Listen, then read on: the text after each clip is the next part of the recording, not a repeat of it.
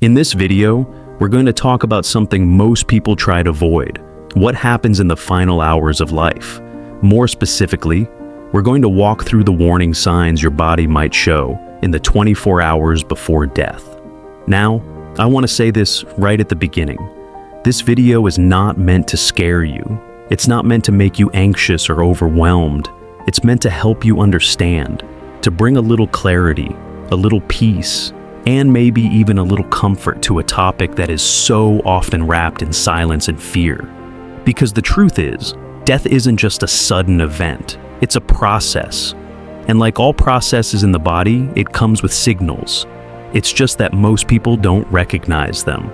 Now, maybe you're here because you've lost someone recently. Maybe you're a caregiver looking for answers.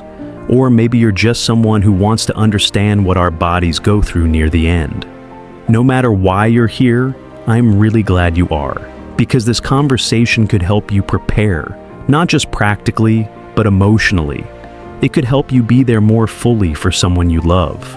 Or, if you're facing your own health struggles, it could help you feel a little more in control of what's ahead. That's powerful. Over the next several minutes, we're going to walk through the most common and medically recognized signs that someone may be entering their final 24 hours. Together, we'll learn to recognize these signs, understand their meaning, and most importantly, discover how to be fully present with compassion and peace during these sacred moments. Because sometimes, the best thing you can do isn't to fix something, it's to understand it. And in these final moments of life, understanding is everything. So, take a deep breath, grab a cup of tea or a warm blanket if you need one. You're not alone here. Let's get started. One of the very first and most common signs that someone may be within their last 24 hours is a deep, almost overwhelming sense of fatigue.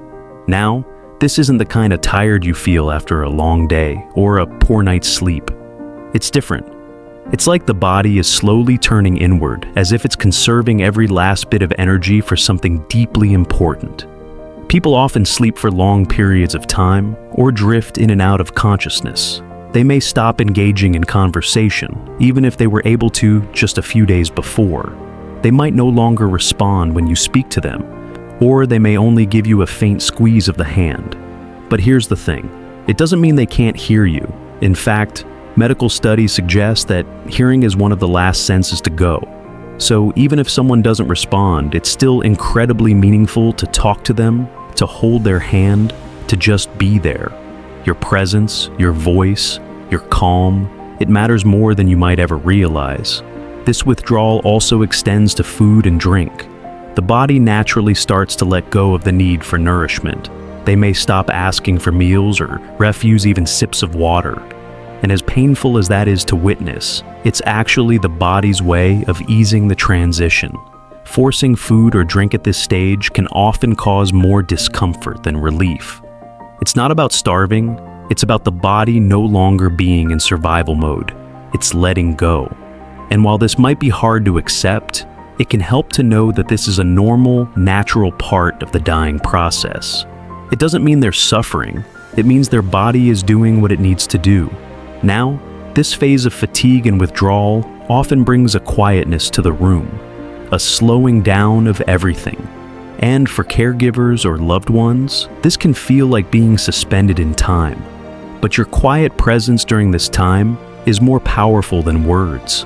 Sometimes just sitting in silence with someone, gently holding their hand, or playing soft music they loved, it becomes a kind of unspoken language, a language of love, comfort, and peace. And that's something no medical treatment can replace. As the body begins to shut down, one of the most noticeable and often alarming signs is a change in breathing. This isn't just slower breathing. It can become irregular, shallow, or even pause entirely for long stretches before resuming again. This pattern is known as Cheney-Stokes respiration. It sounds clinical, but if you've ever sat beside someone in their final hours, you'll know it by heart. The person might take a deep breath, then nothing for 10 or 20 seconds, or longer, before gasping or starting again. it can feel like every pause is the last one. And that emotional roller coaster can be deeply unsettling for family members or caregivers. But here's what's important to understand. This kind of breathing isn't painful.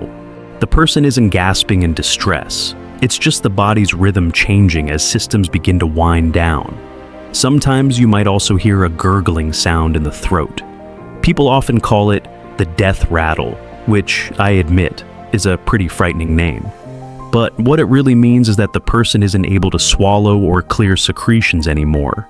It sounds scary, but they're not choking or suffering. Medical research shows that this sound isn't associated with pain or fear. It's simply a mechanical result of saliva collecting in the throat.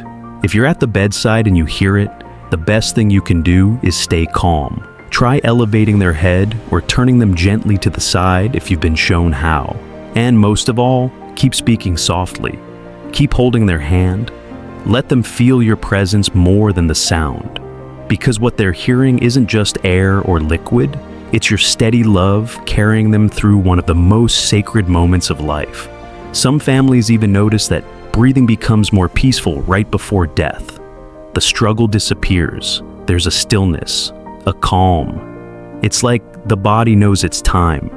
And many who've been present at that final moment describe it not as frightening, but strangely beautiful, like watching someone finish a long, difficult journey and finally rest.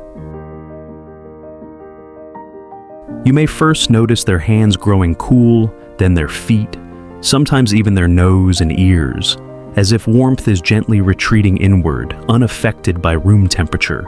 In some cases, you may also see a mottled, bluish or purplish discoloration of the skin, especially around the knees, ankles, or elbows. What's happening here isn't random. It's the body making a very specific choice.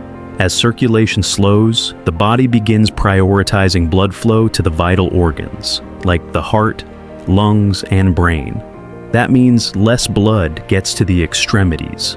It's not something the person can feel in the way we think of feeling cold. In fact, they're usually not aware of it at all. But for caregivers, it can be one of the clearest outward signs that the body is beginning to shut down. Some people instinctively want to warm up their loved one, wrap them in heated blankets or massage their limbs to get the blood flowing. And while those gestures are full of love, they aren't always necessary. The goal at this point is comfort, not correction. A soft blanket, a gentle touch, or even just resting your hand on theirs can be more powerful than any electric heating pad. Because in those final hours, it's not about fixing what's happening. It's about being present, offering peace, and making sure they know they're not alone. This physical cooling can also symbolize something deeper, the body's quiet withdrawal from the outside world. Just like the earlier fatigue we talked about, this is part of the natural letting go process.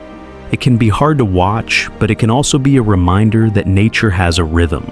The same way our bodies knew how to grow and thrive, they also know how to finish the journey gently, step by step. One of the clearest signs that the body is nearing the end of life is a noticeable decrease in urine output. This happens because the kidneys, which are responsible for filtering blood and producing urine, begin to slow down significantly. They're no longer receiving enough blood flow to function normally, and as a result, the amount of urine a person produces drops. Sometimes it might stop altogether. The color of the urine can also change. It might become very dark, even brownish, which is a sign that the kidneys are struggling or have stopped working entirely.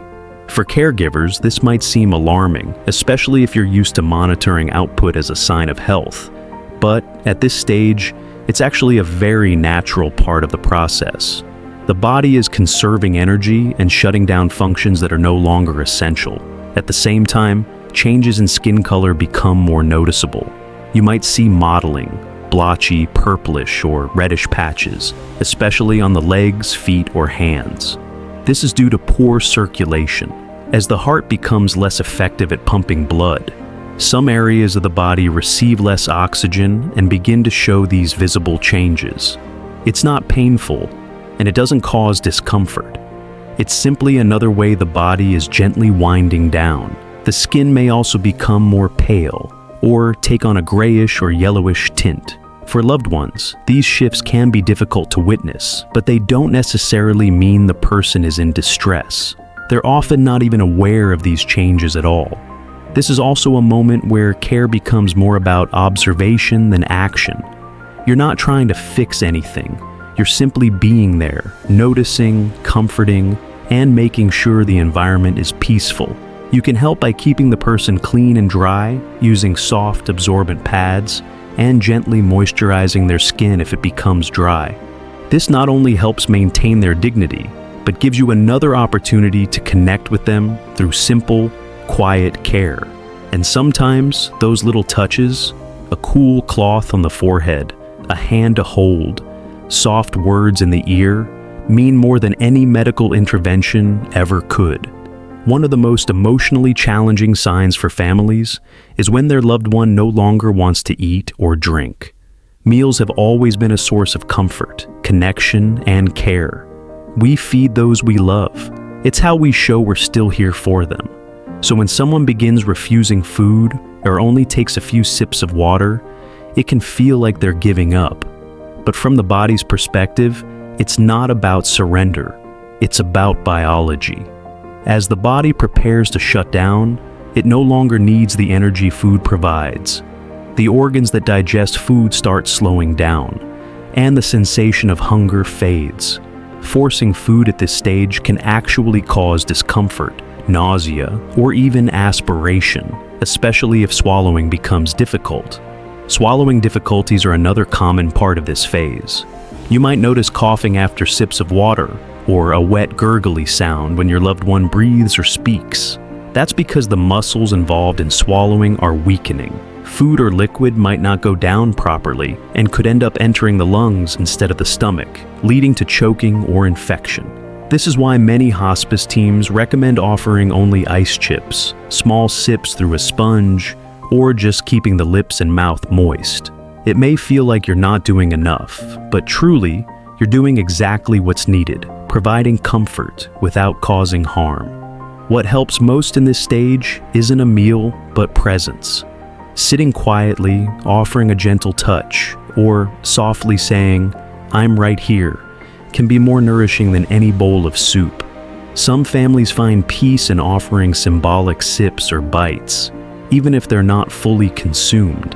It becomes less about nutrition and more about ritual and connection.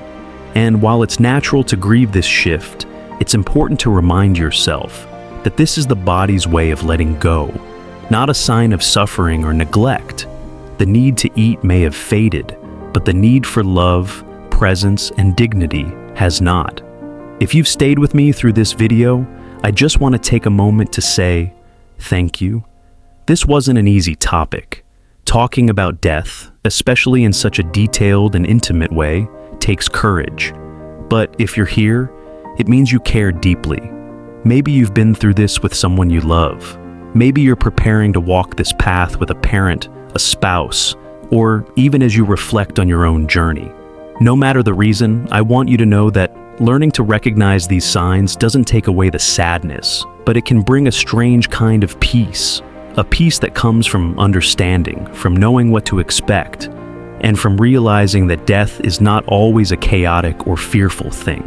Sometimes it's soft, sometimes it's gentle, sometimes it's the body simply saying, "I'm tired now," and beginning to let go in the most natural way possible. The final 24 hours of life can be filled with many emotions: grief, fear, love, regret, hope. But they can also be filled with incredible beauty. A last conversation, a quiet breath, a hand held in silence, a whisper of, "I love you," when it matters most. In those hours, we are reminded of what truly matters. Not the noise, not the busyness, not even the solutions, but the presence, the care, and the love that surrounds a life as it completes its final chapter. So, if you are ever at the bedside of someone in their final hours, remember this. You don't need to have all the answers. You don't need to know what to say. Just be there, sit quietly, hold their hand, tell them they are loved. That is enough. You are enough. And they, even in silence, will know. If this video helped you, or if you've experienced something similar and want to share your story, please leave a comment below. Your words may be exactly what someone else needs to hear. And if you want to keep learning, growing, and finding peace in these deeply human experiences, don't forget to subscribe to the channel. We're building a community here, one that's honest, supportive, and never afraid to talk about the things that really matter. Thank you for being part of it. I'm truly honored you spent this time with me today.